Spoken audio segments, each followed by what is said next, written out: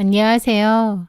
세상 가장 추악한 거짓의 늪에서 진실을 꺼내게 된 이제는 세상에서 가장 강하고 행복한 엄마로 살고 있는 여자입니다. 한때는 사랑이라고 믿었던 감정이 얼마나 잔인한 무기가 될 수 있는지, 굳건하다고 믿었던 신뢰가 어떻게 한순간에 무너져 내릴 수 있는지 저는 지난 결혼 생활에서 처절하게 깨달아야만 했습니다. 오늘은 제게 씌워졌던 더러운 누명을 벗고 제 아이와 제 인생을 되찾기까지의 그 시간과 통쾌했던 복수의 순간을 여러분께 들려드리고자 합니다. 전 남편 박민수와 저는 선을 봐서 만나게 되었습니다. 저는 학원을 운영하고 있었고 결혼 생각이 크게 없었는데요. 부모님이 하도 성화여서 나가게 된 자리였죠. 상대 남자는 공기업에 다니고 있는 건실한 청년이고 부모님들도 여유가 있고 좋으신 분들이라고요. 그렇게 등 떠밀려 나가게 된 자리였는데 생각보다 괜찮은 사람이 나왔더라고요. 수더분한 성격이었고 대화도 정말 잘 통했습니다.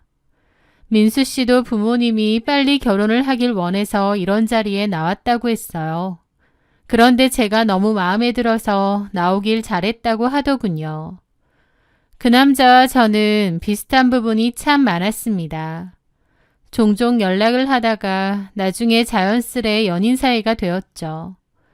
그 남자는 결혼을 생각하기에 참 괜찮은 사람이었습니다. 안정적인 직업에 차분하면서도 남자다운 성격, 훤칠한 외모까지 크게 부족할 게 없는 그런 사람이었죠. 그와의 연애는 안정적이었고 또 그와 함께하는 미래는 늘 밝게 반짝일 거라고 믿었습니다. 그렇게 주변의 부러움 속에서 2년의 연애 끝에 저희는 결혼을 약속했습니다. 그때까지만 해도 제 인생에 이토록 끔찍한 시련이 닥쳐오리라고는 상상도 못했어요. 제 옆에서 영원을 약속하던 그 다정한 남자가 제 인생을 지옥으로 밀어넣을 악마가 되리라고는 말이죠. 문제의 시작은 결혼 준비를 위해 상견례 자리가 있었을 때였습니다. 부모님과 함께 가는 자리다 보니 더더욱 긴장이 됐는데 남친은 자기 엄마가 참 곱고 인자한 분이라고 여러 번 얘기를 했어요. 그래서 저도 머릿속에서 남친 어머님에 대한 이미지가 그러했습니다. 처음 뵙는 거라 너무 긴장이 됐지만 인자하신 분이라고 하니 괜찮겠지 생각했죠. 그렇게 부모님과 함께 고급 한정식집 룸에 들어섰는데 정말 남친의 말대로 깔끔한 정장 차림의 고우신 분이 인자한 미소로 저를 맞아주시는 거예요. 하지만 돌이켜보면 그 미소에는 어딘지 모르게 제 속을 꿰뚫어보는 듯한 느낌이 들기도 했습니다. 하여튼 그렇게 양가 부모님은 마주 앉았고 어색한 침묵 속에서 음식과 날씨 이야기 같은 것들이 오갔습니다. 어머님은 저희 부모님더러 참한 딸을 두셔서 참 예쁘고 좋으시겠다 며 덕담을 건네기도 했습니다. 저희 엄마도 민수같이 멋지고 똑똑한 아들을 두셔서 얼마나 좋으시겠냐 하셨고요. 분위기가 조금 풀어진다고 생각했을 때 어머님은 저를 쳐다보며 말씀하셨습니다. 참 혜선아, 우리 민수가 장손인 건 알지? 네. 나는 사실 다른 거 바라는 건 없어. 내가 바라는 게 많았다면 며느리감도 좀 더 깐깐하게 골랐겠지. 근데 나는 그런 거 필요 없고 그저 우리 민수가 좋아하는 처자가 나도 좋아. 그리고 무엇보다 중요한 건 아이 문제야. 요즘 뭐 딩크니 뭐니 말도 안 되는 소리도 많지만 우리 집은 아이가 무엇보다 중요하거든. 혜선이는 우리 집안 대를 이을 떡두꺼비 같은 아들 하나만 낳아주면 돼. 그거면 바랄 게 없다. 무슨 말인지 알지? 순간 룸 안의 공기가 싸늘하게 얼어붙었습니다. 아직 결혼식 날짜도 잡지 않은 제게 그것도 양가 부모님이 마주 앉은 자리에서 대뜸 손주 얘기라니요. 저는 너무 당황해서 얼굴만 붉힌 채 아무 말도 못했습니다. 그때 남친이 제 손을 살짝 잡으며 능숙하게 분위기를 풀었습니다. 엄마, 뭘 그렇게 급하게 생각하세요. 이제 시작인데. 혜선이나 저나 어리고 시간도 많은데요, 뭐. 저희가 알아서 예쁜 손주 안겨드릴 테니 걱정 마세요. 어머님이 곤란한 말을 했는데도 적당히 분위기를 풀 줄 아는 남친이 듬직하더라고요. 사실 저희는 신혼을 충분히 즐긴 후에 아이는 천천히 갖기로 이미 합의한 상태였거든요. 남친이 그렇게 말했고 어머님도 더 이상 아무 말도 없으셨기에 그렇게 정리가 되었다고 생각했습니다. 하지만 그날 시어머니의 발언은 시작에 불과했습니다. 결혼 후 시어머니의 손주 타령은 집요한 압박이 되어 제 숨통을 조여왔거든요. 명절에 찾아뵈면 온 친척이 모인 자리에서 제 배부터 훑어보며 아직 소식 없냐고 묻는 게 인사가 되었고, 제가 민망함에 아직 아니라고 말씀드리면 몸에 어디 문제 있는 거 아니냐며 혀를 차셨습니다. 게다가 시도 때도 없이 걸려오는 전화는 더욱 저를 힘들게 했죠.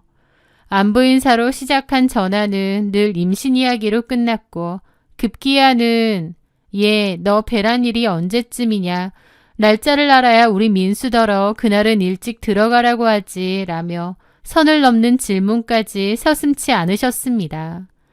견디다 못한 저는 남편과 상의 끝에 어머님께는 열심히 노력하고 있다고 둘러대기로 했습니다. 그때는 그저 시끄러운 상황을 피하고 싶은 마음에 내뱉은 작은 거짓말이었지만 훗날 제 인생을 송두리째 뒤흔드는 비극의 씨앗이 될 줄은 꿈에도 몰랐죠. 결혼 생활 1년 반이 지났을 무렵 시어머니의 압박은 극에 달했습니다. 어느 날 저녁 초인종이 울려 문을 열었더니 커다란 약보따리를 든 어머님이 결연한 표정으로 서 계셨습니다. 이거 내가 용하다는 한의원 가서 지어온 거다. 몇 대째 내려오는 비방이라는데 임신에 그렇게 좋다는 약이니 오늘부터 한 방울도 남기지 말고 다 마셔라. 이걸 먹고도 애가 안 생기면 그건 네 몸에 큰 문제가 있는 거야. 어머님은 그 약을 식탁 위에 내려놓으며 말씀하셨습니다. 어머니, 이런 거 안 먹어도 되는데. 얘가 뭔 소리 하는 거야. 노력해봐도 이렇게 안 생기는데 가진 방법 다 써봐야지. 그럴 때마다 남편은 어쩔 줄 몰라 하며 제 눈치만 보고 있었습니다. 결혼 전에는 먼저 나서서 어머님을 저지시키고 상황을 무마하려고 노력한다고 생각했는데 결혼하고 보니 전혀 아니었죠. 더 이상 거짓말로 상황을 모면할 수 없다고 판단한 저는 결국 사실대로 고백하고 말았습니다. 어머님, 솔직히 말씀드릴게요. 저희 아직은 신혼을 더 즐기고 싶어요. 아이는 2, 3년 뒤에 천천히 가질 생각이에요. 이 사람이랑도 이미 다 이야기 된 부분이고요. 그 순간 어머님의 얼굴이 싸늘하게 굳어졌습니다. 뭐라고?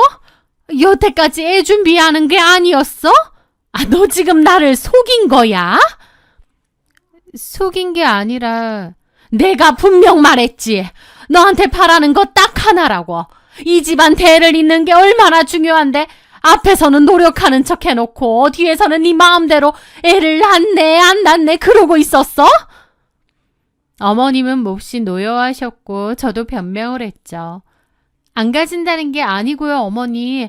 다만 천천히. 그렇게 안 봤는데 진짜 어이없다 너. 어머님의 말에 저도 너무 기분 상하더라고요. 아들하고 다 얘기가 된 건데 저만 혼내는 것도 그렇고요. 그날 이후 어머님과 제 사이에는 깊은 골이 파였습니다. 남편은 제게 왜 굳이 사실대로 말해서 일을 만드냐며 타박하는 거예요. 저희 부부의 일이고 알아서 하겠다는 건데 뭐가 문제인지 모르겠더군요. 그렇게 얼마간의 시간이 더 흘렀고 저희는 계획을 바꿔 아이를 최대한 빨리 갖기로 마음먹었습니다. 어머님도 너무 성하셨고 저희도 이왕 낳을 거면 그냥 빨리 낳는 게 낫겠구나 마음을 고쳐먹었거든요. 하지만 그때부터 문제였습니다. 이제 진짜 아이를 가지려고 마음을 먹었는데 1년이 넘도록 아이는 찾아오지 않았습니다. 매달 실망감만 반복되자 제 마음은 점점 초조해졌고 그와 함께 남편과의 관계도 서서히 식어가기 시작했습니다. 남편은 회식과 야근을 핑계로 귀가 시간이 점점 늦어졌고 주말이면 친구들과 약속이 있다며 집을 비우기 일쑤였죠. 저와 함께 있는 시간에도 그는 휴대폰만 들여다볼 뿐 제게 따뜻한 말 한마디 건네지 않았습니다. 저는 혹시 아이가 없어서 남편이 변한 걸까 하는 생각에 사로잡혔고 그럴수록 더욱더 임신을 갈망하게 되었습니다.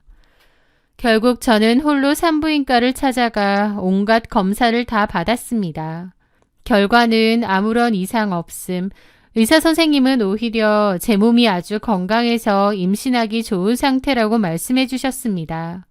그 말을 듣자 더 혼란스러웠습니다.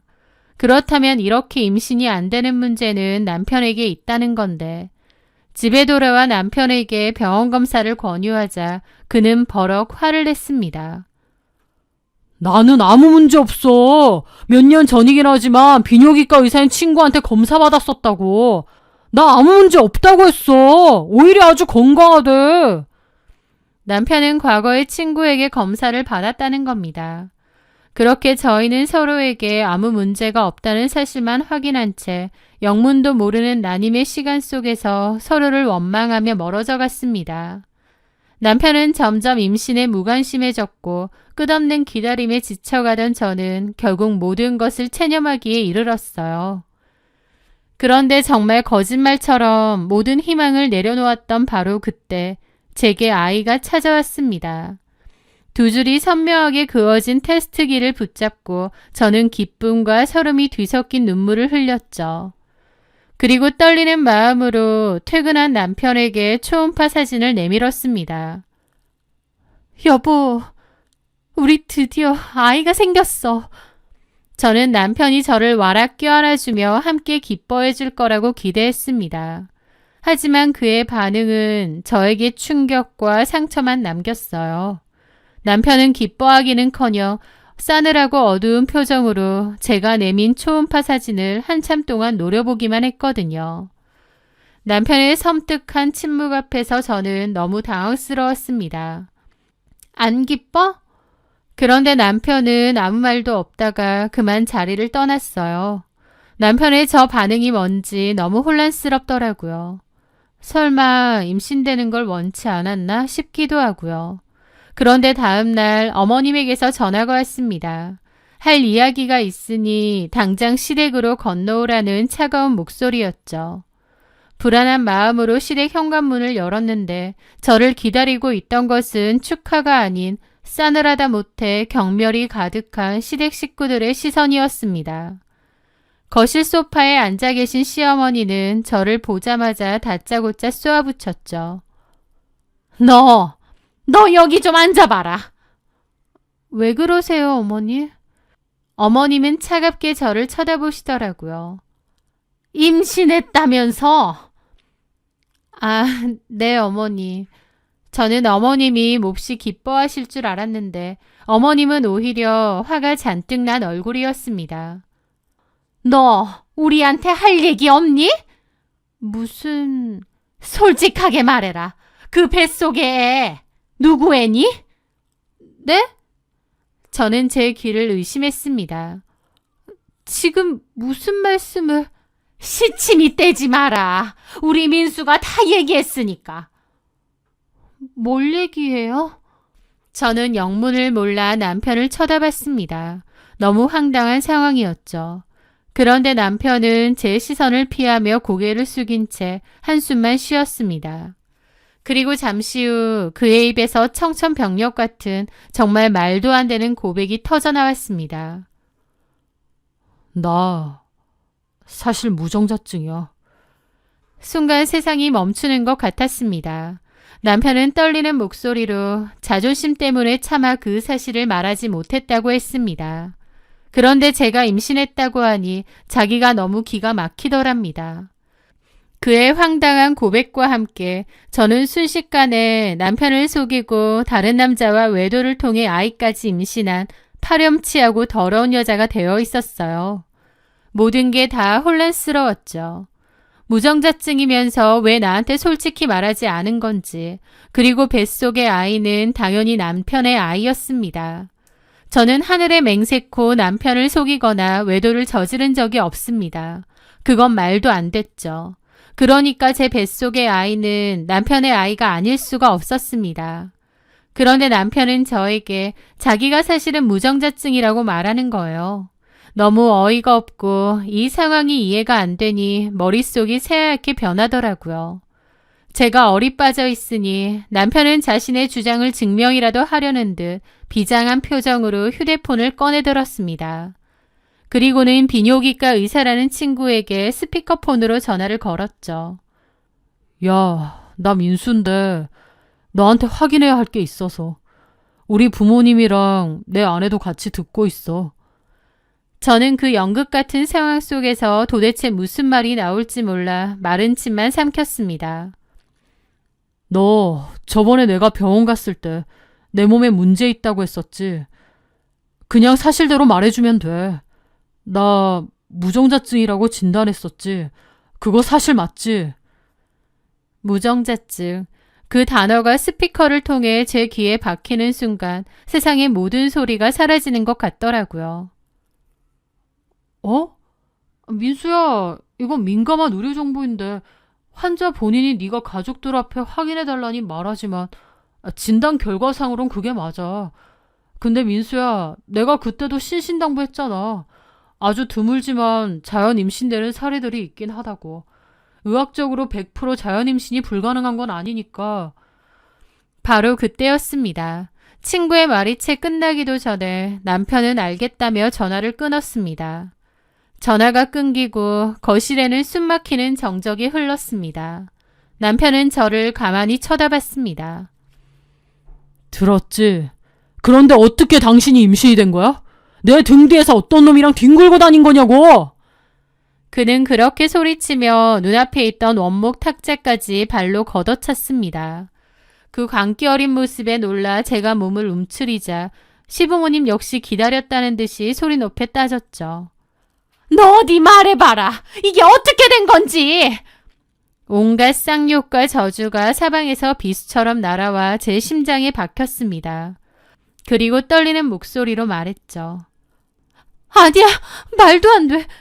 나는 하늘에 맹세코 당신 말고 다른 남자는 쳐다본 적도 없어. 하지만 어머님도 남편도 제 말은 이미 들을 생각도 없어 보였죠. 됐고, 당장 그 애 지워. 그 순간 제 머릿속에서 무언가 툭 하고 끊어지는 소리가 들렸습니다. 저는 그들을 노려보며 말했죠. 애를 왜 지워? 이 아이 하늘이 무너져도 나을 거야. 그리고 친자 검사해. 나는 하늘에 맹세코 떳떳하니까. 잘못한 거 없으니까. 아니 제가 뭘 잘했다고. 어머니, 저 잘못한 거 없습니다. 이 상황이 뭔지 제일 이해 안 되는 사람은 오히려 저예요. 뱃속의 아이는 민수 씨 아이입니다. 저는 절대 그 누구도 속이는 짓 한 적 없어요. 그리고 저는 남편에게 말했죠. 내가 도저히 이해가 안 되는데 어디 한번 말해봐. 병원에서 그런 진단 받아놓고 왜 나한테 아무 말도 안 했던 거야? 왜 속인 거냐고. 내가 아이 가지려고 노력한 거 알면서. 말하려고 했어. 근데 나도 받아들이기 힘들었던 거야. 자존심도 너무 상하고. 하여튼 지금 중요한 건 그게 아니잖아. 그게 왜 아니야? 당신이 나를 여태까지 속였잖아. 나랑 우리 부모님을 속인 건 당신이야. 라며 고함을 지르는데 저는 어이가 없었죠. 살면서 이렇게 억울한 일을 다 겪는구나 싶고요. 한참의 정막이 흘렀고 제가 그랬습니다. 나는 거듭 말하지만 부끄러울 만한 짓 한 적 없어. 아이 낳을 거야. 나 받자라니까. 아니면 어쩔 건데. 왜 자꾸 아이 못 낳게 하는 건데. 나는 떳떳하다는데. 저 뻔뻔아. 너 그 아이가 우리 민수 아이면 어쩔래? 어쩔 거야. 그러는 어머님은요? 이 아이가 민수 씨 아이면 어떻게 하실 건데요? 말 돌리는 것 봐라. 그럼 민수 아이가 아니면 어쩔 건데. 저 맞아 죽어도 괜찮습니다. 뭐야? 무슨 말 같지도 않은 소리를 해.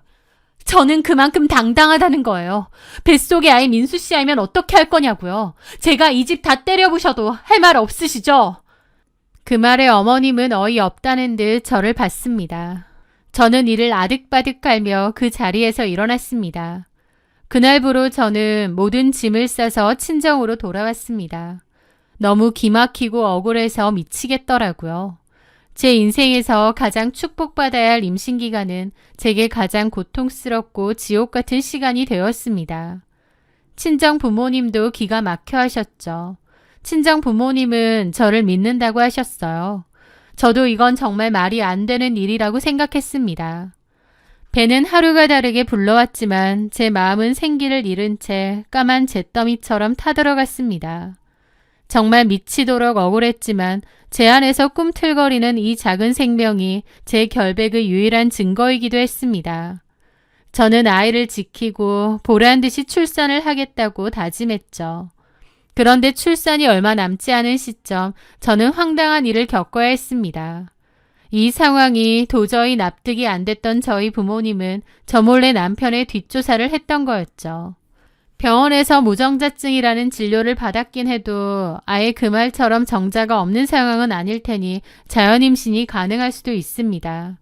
그런데도 다짜고짜 저를 몰아세우고 아이를 지우라고 하는 사위의 모습이 납득이 안 된다면서요. 그렇게 저 몰래 알아봤는데 그 결과 놀랍게도 정말 외도를 저지른 건 남편이었습니다. 부모님은 저에게 자초지종을 설명하며 제 남편이 낯선 여자와 다정하게 팔짱을 끼고 만나는 사진을 주었습니다.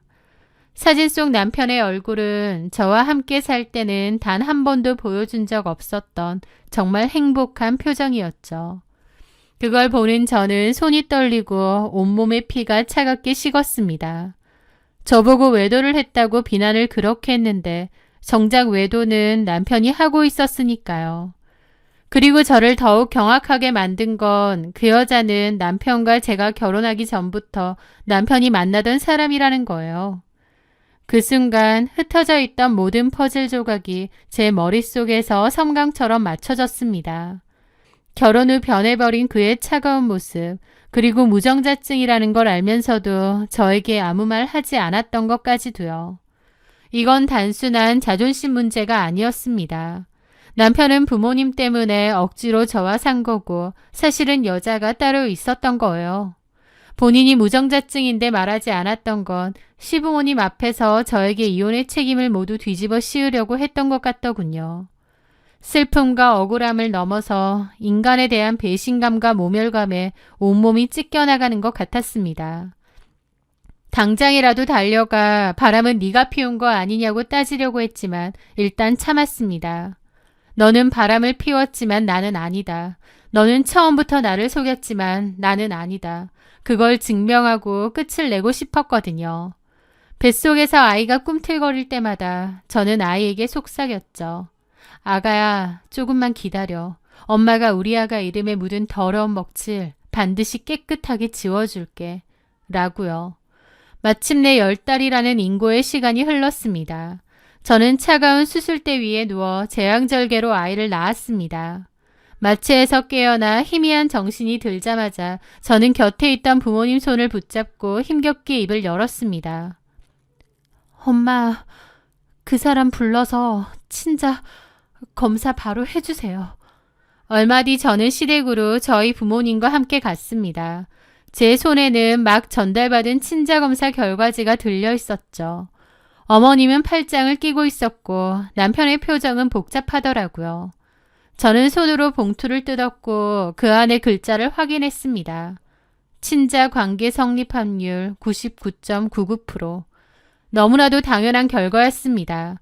저는 어디 직접 보라고 그 결과지를 던져주었습니다. 너무나도 당연한 건데 이렇게 해야 되는 현실이 기가 막혔죠.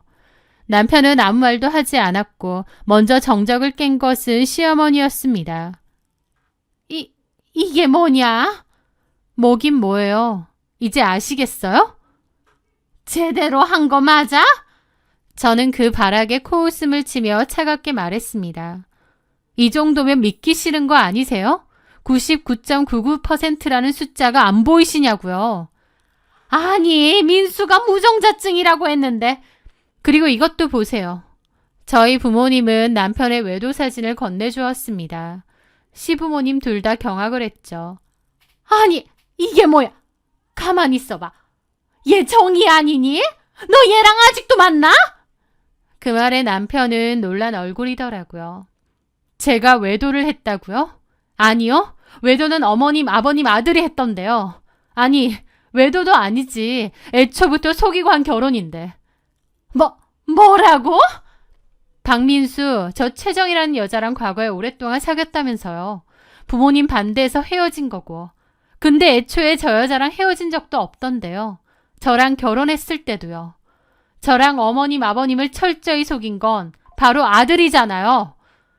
저는 남편에게도 따졌습니다. 당신이 말해봐. 애초에 무정자증인 건 맞아? 친구랑 짜고 친 거 아니고? 아니야. 걔가 정말 그랬는데. 시부모님은 몹시 혼란스러워 보였습니다. 됐고, 저는 이혼할 겁니다. 그 말에 어머님이 저를 잡고 매달렸죠. 혜선아, 이러지 마라. 우리도 오해를 좀 했던 것 같은데 이렇게 오해 다 풀렸으면 된 거 아니니? 뭐가 돼요? 그런 더러운 오해까지 받았는데. 정작 그런 짓 하고 다닌 건 어머님, 아버님 아들이라고요. 제 말에 어머님은 아들을 쥐잡듯이 잡았죠. 야, 박민수! 너 미쳤어? 그 기집애랑 왜 아직도 만나? 내가 그런 기집애랑은 절대 안 된다고 했지? 걔는 집안도 형편없고 무엇보다 임신도 못한다며! 남편은 비겁하게도 아무 말도 않더라고요. 저는 코웃음 치며 말했습니다. 저희 남은 계산이 남았죠? 아빠! 저희 아빠는 잠시 후 차에서 몽둥이를 들고 왔습니다. 시부모님과 남편도 기함을 했죠. 제가 이 아이 친자 맞으면 이 집 다 때려 부순다고 말했죠. 잠깐만 혜선아. 진정해라. 진정은 무슨. 약속 지키세요. 저는 그 몽둥이를 들고 온 집안을 정말 다 때려 부셨습니다. TV, 냉장고, 식탁이며 협탁이며 진짜 눈에 뵈는 거 없이 미친년처럼요. 그 모습에 시부모님 소리 지르며 말리지도 못하고 도망다니고 남편도 그만하라고 난리치고 저희 부모님은 팔짱 끼고 지켜보고 계셨죠. 저는 정말 그동안의 한을 풀기라도 하듯 미친 듯이 다 때려부셨던 것 같아요. 온 집안을 정말 쑥대밭 만들고 나서야 몽둥이 내려놨습니다. 이만한 걸 그래도 다행인 줄 아세요. 저는 그 아이가 친자가 아니면 제가 맞아 죽겠다고 했어요. 제가 이걸로 어머님, 아버님이나 이 사람 때려 죽이겠다는 것도 아닌데 뭘 그러세요? 그동안 제가 받았던 그 더러운 오해에 비하면 이깟 물건 좀 부서지는 거 아무것도 아니죠. 시부모님 경악하고 저를 쳐다보더라고요. 제가 진짜 미쳤구나 싶은 눈길로요. 저는 남편에게 말했습니다. 이혼해 줄 테니까 그 여자랑 살아. 너나 그 여자나 위자료 제대로 물 생각하고. 저는 그렇게 부모님과 그곳을 빠져나왔습니다. 아빠 차 타고 집에 가는데 눈물이 펑펑 흐르더라고요. 그 뒤에 시부모님은 자기들이 미안하네, 잘못했네 하면서 아이 좀 보여달라고 했습니다. 저는 절대 그럴 생각 없다고 단칼에 거절했고요. 그러면서 아이의 양육권과 친권에 대한 법적인 다툼이 있었습니다. 그 과정은 길고 지루한 싸움이었죠. 그들도 귀한 손주를 쉽게 포기하려 하지 않았고 제가 집안을 때려 부순 걸 증거사진으로 내밀며 제정신이 아니라고 주장했어요. 하지만 저는 남편이 먼저 외도를 했고 결혼 초반부터 나를 속이고 시작한 거라고 주장했죠. 그리고 그 과정에서 알게 되었는데 남편은 진짜 무정자증도 아니었습니다. 정자 활동성이 낮긴 하지만 무정자증 판정을 받을 정도까진 아니었는데 남편이 저랑 이혼하려고 친구한테 부탁을 했던 거예요. 그 일로 그 의사 친구까지도 법의 심판을 받아야 했죠.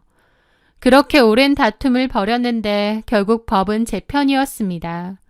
긴 싸움 끝에 저는 남편의 외도가 혼인 파탄의 주된 원인임을 인정받았고 아이의 친권과 양육권 모두를 지켜낼 수 있었습니다.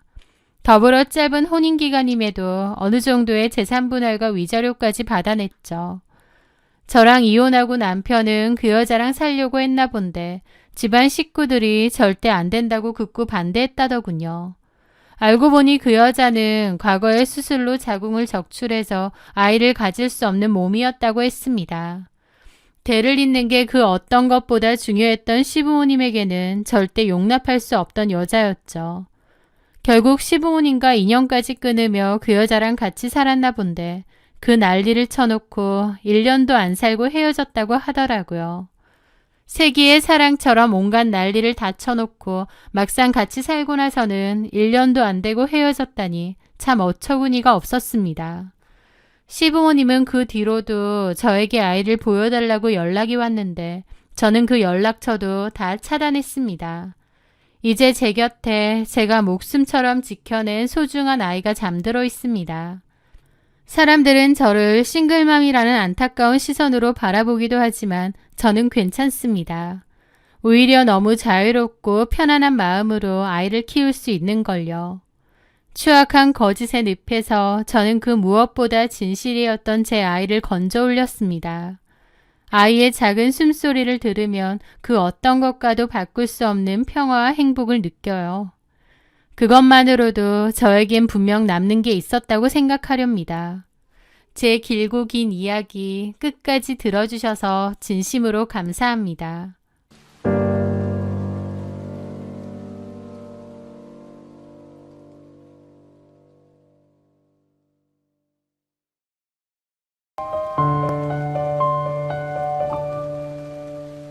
안녕하세요. 저는 지옥 같던 결혼 생활을 제 손으로 끝내고 지금은 사랑스러운 딸아이와 함께 제2의 인생을 살고 있는 여자입니다. 솔직히 한때는 제 인생에 다시는 봄날은 오지 않을 거라고 생각했어요.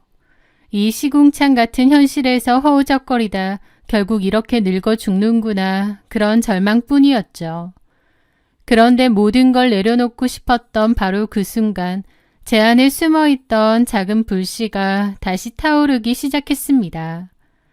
제가 어떻게 그 오랜 인내의 끝에서 모든 것을 되돌려주고 제 삶의 주인이 되었는지 그 통쾌한 이야기를 들려드리겠습니다. 제 어린 시절은 상처투성이었습니다. 아버지는 매일 술에 취해 엄마와 저를 때렸고 집안은 단 하루도 조용할 날이 없었죠. 저는 그 지긋지긋한 집에서 벗어날 수만 있다면 뭐든 할 수 있다고 생각했습니다. 그 아버지가 먼저 돌아가셨고 몇 년 뒤 어머니까지 돌아가셨어요.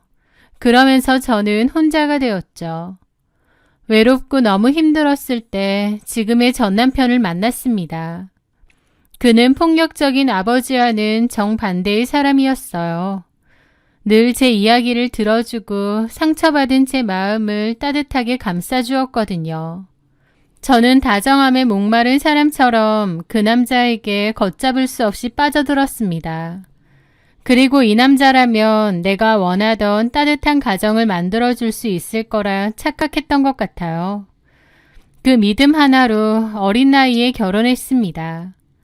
처음에는 드디어 나도 평범하고 행복한 가정을 꾸릴 수 있겠구나 희망에 부풀었죠. 하지만 제가 도망쳐 나온 저희 집이 작은 지옥이었다면 제가 스스로 걸어 들어간 곳은 더 크고 교묘한 지옥이었습니다. 결혼과 동시에 남편은 가면을 벗었습니다. 연애할 땐 그렇게 다정하던 남자가 결혼하니 세상 게으르고 자기 중심적인 본색을 바로 드러냈죠. 퇴근만 하면 옷과 양말은 아무데나 던져놓고 밥그릇 하나 싱크대에 가져다 놓는 법이 없었거든요. 제가 좀 시키기라도 하면 피곤한데 원래 이런 건 여자가 하는 거 아니야? 우리 엄마는 아빠한테 한 번도 이런 걸로 잔소리한 적 없는데 너는 왜 그래? 네, 남편과의 모든 대화의 시작과 끝은 우리 엄마였습니다. 그는 철저한 마마보이였고 시어머니는 아들을 우쭈쭈 떠받드는 사람이었거든요. 우리 아들은 어릴 때부터 머리가 비상했어. 크게 될 인물이니 와이프가 옆에서 내조해주고 잘 받쳐줘야 된다. 사실 남편은 그리 대단하거나 특별한 사람도 아니었어요. 하지만 어머님은 무조건 내 아들이 최고다, 내 아들은 특별하다라고 생각하셨죠. 어머님의 맹목적인 칭찬은 남편을 더욱 교만하게 만들었고, 남편은 조금만 기분이 상해도 엄마에게 달려가 제 흉을 보기까지 했습니다. 한 번은 제가 남편의 태도를 견디다 못해 뭐라고 한 적이 있었죠. 아니나 다를까 그 길로 어머님께 전화가 걸려왔습니다. 너 남편한테 그렇게 하는 버릇 어디서 배웠어? 집안 분위기가 그 모양이라서 그런지 아주 엉망이네. 부모도 없어서 어디 배우지도 못한 것 같고 다 내가 가르쳐야겠다. 전화를 끊고 서글퍼하는 제게 남편이 다가와 말했습니다. 우리 엄마가 너 걱정돼서 그러시는 거잖아. 당신 제대로 된 집안 환경에서 안 커서 그런지 사랑받는 법도 모르고 아내의 역할이 뭔지도 잘 모르는 것 같아. 사실 정상적인 가정에선 여자가 어떻게 해야 하는지 보고 배워야 되는데 자기 집안 환경이 그게 아니었잖아. 나는 그런 거 다 이해하는데 남들이 보면 욕해. 그러니까 우리 엄마가 가르쳐주는 거, 알려주는 거 다 잘 배워놔. 어디 가서 배우겠냐? 그런 시기였습니다. 그들은 제 불행한 과거를 무기 삼아 저를 부족하고 결핍 있는 사람으로 만들었고 자신들의 행동을 가르침으로 포장했어요. 처음엔 너무 기막히고 서러웠는데 일종의 가스라이팅이었는지 나중에는 저도 제가 그런 사람이구나 싶더라고요. 폭언과 막말에 익숙해지게 된 거죠. 저는 이런 모욕을 듣고도 모른 채 해야 했습니다. 돌아갈 곳이 없다는 제 처지가 발목을 잡는 족쇄가 되었던 거죠. 지금 생각해도 참 비참하고 힘들었던 것 같아요. 속에서는 우울과 화가 계속 쌓여갔고요. 그러던 어느 날 남편이 저녁상 앞에서 폭탄 선언을 했습니다. 아이를 돌보느라 온종일 지쳐있던 제게 그는 마치 대단한 소식이라도 전하는 듯 상기된 얼굴로요. 여보, 나 회사 그만뒀어. 뭐라고? 나랑 상의 한마디도 없이?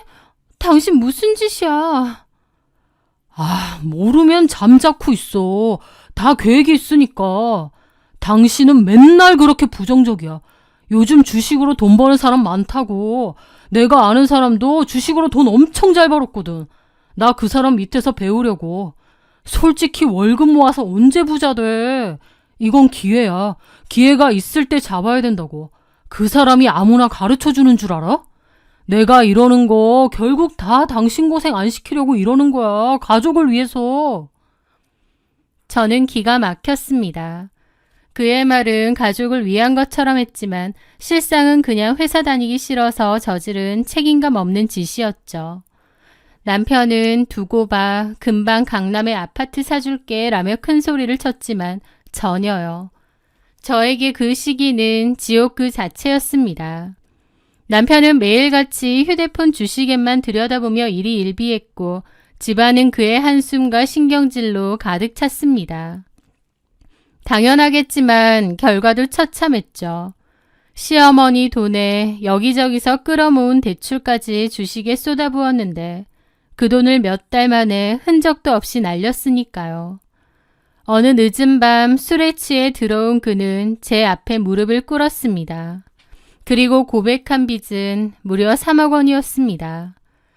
순간 세상의 모든 소리가 사라지는 기분이었습니다. 눈앞이 캄캄해지더군요. 도대체 무슨 생각으로 이런 짓을 벌였나 싶고요. 제 세상은 산산조각 났습니다. 남편은 방에 틀어박혀 망했다는 말만 반복했는데 그 와중에 어머님은 모든 책임을 제게 돌렸습니다. 네가 옆에서 부축이니까 내 아들 인생이 이 꼴이 된 거 아니야. 이래서 사람이 잘 들어와야 되는데 네가 너무 박복하다 보니 내 아들까지 저렇게 된 거다. 그리고 너는 아내가 돼서 남편이 잘못된 길로 가면 뜯어 말렸어야지. 대체 뭘 한 거니? 아이고, 팔자 드생게 들어와서 집안을 다 말아먹네. 그러면서 제 탓으로 돌리는 거예요. 단 한 사람도 제게 미안해하지 않았고요. 남편은 여전히 방구석 폐인이었고 어머님은 틈만 나면 저를 들볶았습니다. 어느 순간 정신이 번쩍 들었습니다. 이 집에서 나와 내 아이를 구할 사람은 나 자신밖에 없구나라는 것을요. 품에 안긴 아이의 숨소리를 들으며 이를 악물었습니다. 이렇게 살 순 없다고. 이 아이에게는 절대로 나 같은 시궁창을 물려주지 않겠다고. 반드시 내 손으로 일으켜 세우겠다고요. 그날 이후 저는 독하게 마음먹었습니다. 대학 시절 배운 웹디자인을 미천 삼아 쇼핑몰을 시작했죠. 아이를 둘러엎고 동대문 시장을 돌아다니며 발품을 팔았습니다. 그리고 집에 오면 아이를 재운 뒤 거실 구석에 조명을 세우고 새벽 4시까지 상품 사진을 찍고 꾸벅꾸벅 졸면서 상세 페이지를 만들었습니다. 집안일, 육아와 병행해야 했기에 하루 서너 시간 쪽잠을 자는 게 전부였지만 멈출 수 없었습니다. 실패하면 내 아이와 함께 길바닥에 나앉는다는 공포가 저를 채찍질했거든요. 간절함이 하늘에 닿았던 걸까요? 아이를 키우면서도 편하고 예쁘게 입고 싶은 엄마들의 마음을 정확히 꿰뚫은 코디가 입소문을 타기 시작했습니다. 주문이 하나둘 늘어나고 통장에 처음으로 수익이 찍혔을 때 저는 휴대폰 화면을 붙잡고 소리도 내지 못한 채 한참을 울었습니다. 그건 단순한 돈이 아니었습니다. 제 힘으로 다시 살 수 있다는 희망의 증거였고 제 자신에게 보내는 위로였으니까요. 그 돈이 점차 늘어나고 사업은 무섭게 번창했습니다. 그렇게 사업이 안정권에 접어들었을 때 저는 대학 동기였던 컴퓨터공학 전공 친구와 손을 잡고 과감한 투자를 했습니다. 고객의 취향을 분석해 옷을 추천해주는 AI 기반 시스템을 도입한 겁니다. 이 서비스는 업계 최초였고 저희 쇼핑몰은 순식간에 선두주자로 떠올랐습니다. 마침내 남편이 남긴 빚 3억 원을 모두 갚는 날이 왔습니다. 저를 짓누르던 거대한 바위가 사라지는 기분이었죠. 그리고 이사를 했는데 당연히 제 명의였습니다. 상황이 바뀌자 남편과 어머님은 가면을 바꿨었습니다. 처음에는 입이 닳도록 저를 칭찬하더군요. 어머님은 친구들에게 우리 며느리 덕에 어깨 펴고 산다 며 자랑했지만 그 끝은 늘 다 내 아들이 여자를 잘 들인 복이고 우리가 오갈 데 없는 너를 받아준 덕분이지 라는 말로 끝났습니다. 그러면서 너 우리한테 잘해야 돼. 솔직히 어느 집에서 너 같은 조건을 며느리로 맞이하고 싶어 하니? 나니까. 그리고 우리 아들이니까 편견 없이 받아들여준 거지. 그러니까 성공할수록 가족들한테 잘해야 돼. 그거 있잖아? 대번에 망한다. 그런 사람들 여러 봤어. 올챙이적 생각 못하는 사람들. 우리가 너 힘들 때 가족이 되어준 거 알지? 그거 알면 우리한테 잘해. 결국 남는 건 가족들밖에 없거든.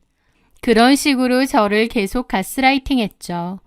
게다가 남편도 겉으로는 저를 치켜 세웠지만 그 눈빛에서는 저를 이용해 먹으려는 계산이 있었습니다. 자기 진짜 대단하고 멋지다. 나는 자기가 이렇게 해낼 줄 알았어. 근데 우리 엄마 말처럼 알지? 자기가 이렇게 성공할 수 있었던 데는 우리 도움이 있었던 거.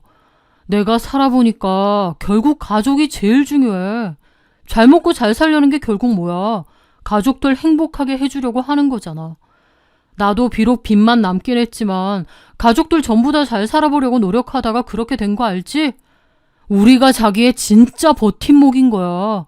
그걸 꼭 명심해야 돼. 라고 했죠. 어머님과 남편의 저런 말들을 신물이 나게 들으면서 제 마음으로도 그래 돈도 많이 생겼으니 가족들한테 잘하자. 미우나 고우나 결국 내 가족들 아니냐 생각했죠. 그런데 갈수록 그러한 것들은 당연한 요구로 바뀌었습니다. 영숙이 엄마는 아들이 신상백 사줬다는데 나는 언제쯤 며느리 덕 좀 보려나. 나도 사장 남편인데 이 정도 시계는 차줘야 체면이 살지 않겠어? 그러면서 노골적으로 저에게 요구하는 것이 늘어났고 심지어 어머님 사는 집 전세금까지 제가 해주었습니다. 고마운 게 아니라 당연한 건 줄 알더라고요. 그 후에도 남편에게는 가장의 체면을 세워줄 고급 차를 사주었고 어머님에게는 명품관 VIP가 될 수 있는 카드를 쥐어주었습니다. 하지만 그들의 욕심은 끝이 없었습니다. 용돈은 매달 정해진 날짜에 입금해야 하는 월급이 되었고 금액이 조금이라도 줄면 사업이 어렵냐며 비아냥거렸습니다.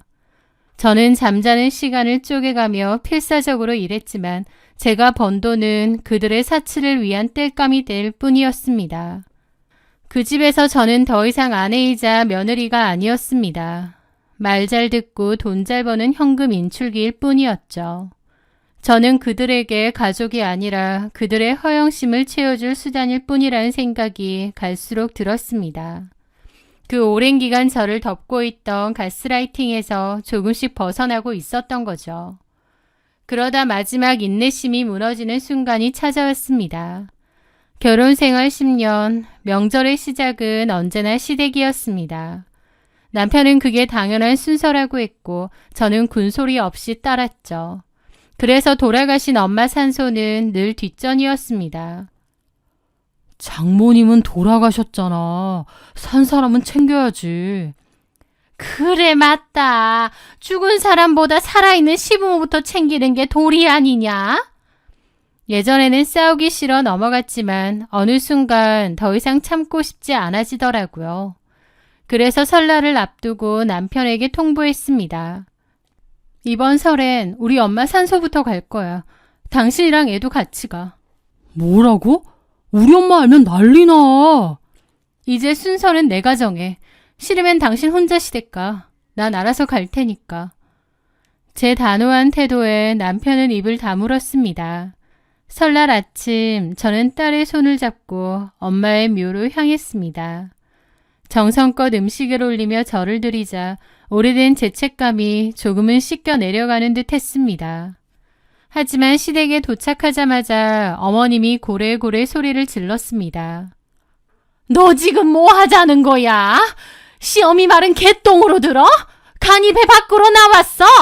왜 거기 먼저 가? 당연히 시댁 먼저 와야지. 어머님, 10년이면 저도 할 만큼 했습니다. 이게 그렇게 잘못인가요? 뭐? 너 돈 좀 번다고 눈에 뵈는 게 없구나. 네, 맞아요. 제가 여태까지 너무 바보같이 살았던 것 같아요. 제 말이 끝나자 시어머니는 눈이 뒤집혀 제게 달려들며 손을 치켜들었습니다. 그 순간 제 안에서 무언가가 끊어졌습니다. 저는 시어머니의 손목을 낚아채며 차갑게 말했습니다. 그만하세요. 저도 더는 안 참습니다. 저는 시어머니의 팔을 밀었고 바닥으로 나가 떨어진 시어머니를 남편이 부축했습니다. 무슨 짓이냐고 소리를 지르면서요. 저는 그들을 보며 코웃음을 치며 선언했죠. 똑바로 들으세요. 돈 버는 사람은 나고 내 돈 쓰고 싶으면 내 말 들으세요. 그게 싫으면 이혼이고요. 남편과 어머님은 입이 뜨악해지더군요. 당신 미쳤어? 이혼이라니. 미친 거 아니고 이제야 제정신이야. 생각해보니 참 어이없네. 내가 왜 죽어라 벌어서 어머님하고 당신 사치 부리는 거 메꿔줘야 해? 내가 어리석었던 거지. 너무 늦게 깨달은 거야. 나 더 이상 그런 짓 안 해. 결정해. 앞으로 내가 모든 의사결정할 거고 내 얘기 듣고 잠자코 지내면 이혼까진 안 해. 근데 그게 아니라면 바로 이혼이야. 저는 남편을 노려보며 말했습니다. 제가 아주 미쳤나 보다. 와, 진짜 돈 좀 번다고 사람을 이런 식으로 무시해? 더럽고 치사해서 정말. 야, 네가 벌면 얼마나 벌었고 우리한테 뭐 얼마나 해줬다고. 라는데 어처구니가 없어서 웃음이 막 나더라고요. 제가 여기서 뭐 얼마나 더 해줘야 되는데요? 그렇게 생각하셨어요? 팔자에도 없는 온갖 사치 다 누리게 해줬는데 그렇게 생각하신 거죠? 좋습니다. 그러면 아쉬운 거 없겠네요. 물론 저도 마찬가지고요. 이혼하고 남남하면 되겠어요. 뭐야? 여보. 기생충 같은 당신들과 더는 엮이고 싶지 않네요. 저는 그 말을 끝으로 딸과 함께 집을 나왔습니다. 그리고 돌아오자마자 바로 움직였죠. 가장 먼저 현관문 비밀번호를 바꾸고 남편의 신용카드를 모두 정지시켰습니다. 두 번 다시 제 돈으로 흥청망청 쓰게 둘 순 없었으니까요. 그 다음은 남편이 목숨처럼 아끼던 것들을 처분해야 했습니다. 제가 사준 명품 시계와 물건들을 싹 다 박스에 담아 중고 사이트에 팔아버렸습니다. 며칠 뒤 법적 절차를 거쳐 이혼 소장과 함께 어머님께 드렸던 전세금 반환 내용 증명을 보냈습니다. 일주일 안에 집을 비우고 돈을 갚지 않으면 강제 집행하겠다고요. 예상대로 어머님은 전화해서 악을 썼지만 저는 무시했습니다. 약속된 날짜에 집행관들과 함께 집을 찾았습니다. 현관 앞에서 버티던 어머님은 울고불고 소리쳤지만 법은 냉정했죠. 짐 하나하나 집 밖으로 내던졌어요. 길바닥에 짐더미 위에 주저앉아 욕을 퍼부는 어머님의 모습을 보며 저는 10년 만에 처음으로 속이 시원하다는 걸 느꼈습니다. 그리고 그 후 저는 남편과 이혼했습니다. 남편은 자기도 보란 듯이 성공해서 제 콧대를 납작하게 해주겠다고 이를 갈더군요. 하지만 그가 택한 성공의 길은 한심하게도 도박이었습니다. 능력도 멋도 없는데 큰 돈은 벌고 싶으니 선택한 게 결국 도박이었던 거죠. 한심하게도요. 주변에서 들은 얘기로는 그나마 이혼하면서 재산분할 받은 돈 다 날렸다더군요.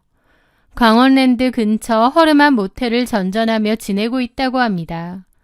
어머님은 갈 곳이 없어 찜질방을 떠돌다 결국 변두리에 손바닥만한 월세방으로 들어갔다는 소식이 들려왔고요. 제가 눈치 보며 맞춰주던 사람들, 저라는 물주가 사라지니 단박에 그토록 초라한 신세가 된 겁니다. 지금의 저는 누구의 방해도 받지 않고 오직 제 딸과 저만의 행복을 위해 살고 있습니다. 아침이면 딸을 꼭 안아주며 사랑한다고 말해주는데 그때마다 진짜 가족은 이렇게 서로를 위해주고 사랑해주는 사이구나 새삼 깨닫습니다. 남편과 어머님에게서 받고 싶었던 그 가족에 대한 안정과 사랑을 저희 딸로부터 얻고 있는 것 같아요. 불우했던 가정사 때문에 시어머니와 남편의 가스라이팅에 휘둘려 10년을 바보처럼 살았습니다. 불합리하다는 걸 알면서도 나만 손해본다는 걸 알면서도 참았죠. 하지만 뒤늦게라도 정신 차렸고 더 이상 말도 안 되는 상황에 휘둘리지 않으려 발버둥 쳤습니다. 과거의 상처가 저를 족쇄처럼 올가매고 있었던 것 같습니다. 그들은 제 상처를 교묘하게 이용해 저를 지배하려 했고 저는 오랫동안 그것이 제 운명인 줄로만 알았습니다. 하지만 깊은 절망 속에서 깨달았습니다. 제 삶의 유일한 구원자는 바로 저 자신이라는 것을요. 저를 짓밟으려는 손을 뿌리치고 스스로 일어설 때 비로소 진짜 제 인생이 시작되었습니다. 혹시 지금 누군가에게 부당한 대우를 받으며 홀로 눈물 짓고 있다면 부디 제 이야기를 통해 작은 용기라도 얻으셨으면 좋겠습니다. 당신은 결코 부족하거나 못난 사람이 아닙니다. 누구보다 행복할 자격이 충분한 소중한 존재입니다. 긴 이야기 끝까지 들어주셔서 진심으로 감사합니다. 앞으로는 제 딸과 함께 웃을 일만 만들며 보란 듯이 잘 살겠습니다.